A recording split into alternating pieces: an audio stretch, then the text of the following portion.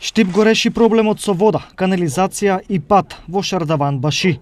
Заврши реконструкцијата на новата водоводна и канализациона линија, а од денес жителите повеќе нема да газат и кал. Овде веќе изградивме нова водоводна и канализациона линија во висина од 311.000 денари. Водоводната линија е околу 120 метри, канализационата е околу 100 метри и веднаш потоа ја изградивме и оваа пристапна улица до овие куќи кои што се лоцирани овде. Улицата е некаде околу 803.000 денари.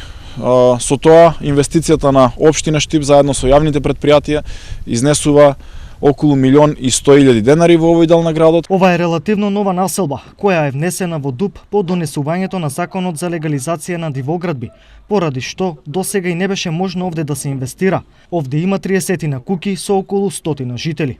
Завршувањето на градежните активности во овој дел на градот не значат и крај на плановите за градба на општината. Новиот буџет за наредната година ќе донеси нови инфраструктурни зафати.